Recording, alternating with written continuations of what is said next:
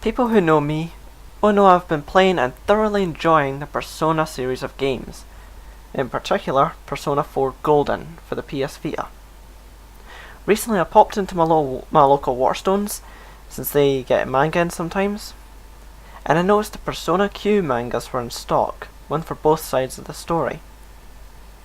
Being the otaku I am, I bought the both of them and decided to read them. In the manga there was a page describing a Persona's origin. In particular, the one I will be talking about is Izanagi. Now, how does this relate to Pokemon, you may ask? Well, have you wondered what links some legendary Pokemon may have to each other, besides from being in the same game?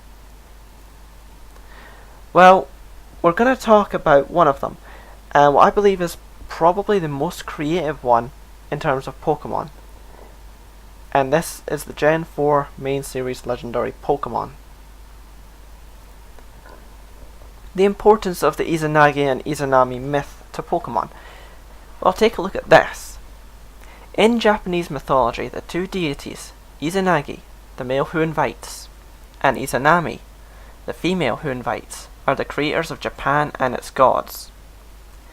According to legend, after their birth, Izanagi and Izanami stood on the floating bridge of heaven and stirred the primeval ocean with a jeweled spear. When they lifted the spear, the drops that fell back into the water formed the first solid land, an island called Onogoro. I'm not good at pronunciation, so I probably messed that up. So anyway, how does this fit in? Well, if we have a look at Dialga and Palkia's footprints first off, we can see that Dialga's footprint looks a lot like a king's crown. So from this, we can probably deduce that he's a male. Palkia's, however, looks a lot more like a queen's crown. So the master of space is probably the mistress of space, in that sense. Going back, Izanagi was male, so like I said, this fits Dialga. Izanami was female, so matches Palkia. Let's look at the fact that they created Japan, or in this case, Sinnoh. They are described as being the creation trio. Giratina is a bit awkward to fit into this myth though, we'll go over that later. But this isn't all. Let's look again at what they used to create it. Stirred the primeval ocean with a jeweled spear. When they lifted the spear, the drops that fell back into the water formed the first solid land. A spear. And where do Dialga and Palkia reside in the game? Why, none other than the spear pillar. And it is the highest point in the game. And the spear itself has a name. It is translated as the Pillar of Heaven. So, highest point in the game, Pillar of Heaven. Spear Pillar is the closest thing to heaven you'll get in the game. So, there's something. Onto the little lake trio and Giratina. First off, we'll start with the trio. Mesprit, Yuxi and Azelf. How do they fit in?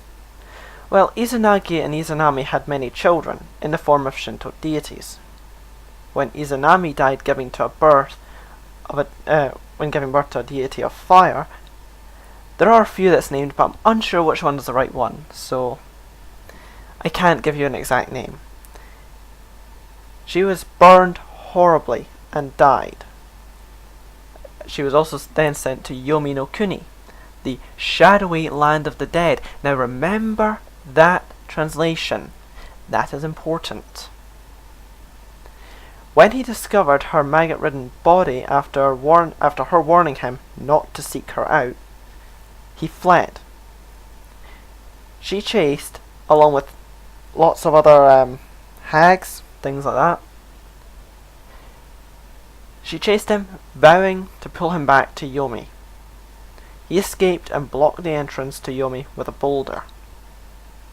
After he returned, he undergone a cleansing rite, creating the three most important children as far as many people are concerned: Amaterasu, the sun goddess, Tsukuyomi, the moon god, and Susanoo, the storm god.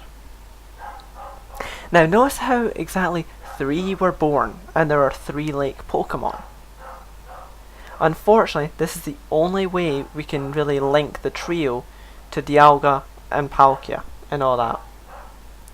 There is nothing really else that links the trio together except for these items: a sword, a shield, and some earrings. The earrings represent Mesprit, the balance. The sword represents Azelf, the offensive one, and the mirror shield represents Uxie, the defensive one. But that's going off topic here. For Giratina, how I mentioned the shadowy realm of the dead, or land of the dead, this is only a loose theory, but I like to think this is how it was intended. What if Giratina was supposed to be Izanami in Yomi no Kuni, rather. If you look at Giratina in the games as well, he is frequently depicted as a shadow. The way he makes his appearance in Platinum is also interesting, coming from the darkness, like Izanami would have if Izanagi hadn't blocked off the entrance. Like I said, it's a loose theory, but in my eyes, it helps me to make this myth complete. Now, on to the all-important master of the trio, Arceus. Fortunately, Shinto has us covered here with how he fits in. I can't hope to pronounce these names, so I'll flash them up. These 2 gods are responsible for creating both Izanami and Izanagi. Since Arceus created the 3, he can be seen as a combination of the 2 gods themselves. So, to conclude, Dialga is Izanagi, or based on Izanagi. Palkia is based on Izanami in the land of the living. In my eyes, Giratina is based on Izanami in Yomi no Kuni, the shadowy land of the dead. The elemental trio are the result of essentially Dialga, Izanagi, after he's ran from Izanami in Yomi no Kuni, and after going a cleansing rite. And Arceus is the creator of them all, and essentially the creator of Sinnoh in that respect as well. So yeah, if you actually go into depth on the Gen 4 legendary Pokemon, there is a lot to link them together. But as I've mentioned before, the one oddball is Giratina, as he was supposed to be based on a caterpillar or a centipede or whatever, based on another story. But looking at it, there is actually depictions that he could be related, but I'm not sure. So we have been able to kind of fit them together, like I suppose not a happy family, but a family nonetheless. I know this has been a short video, but I just thought this is kind of interesting. So yeah, I might do more things like this if I can find more links to myths and Pokemon. Like if you like this. Yeah, Scottish Boy 112 signing out.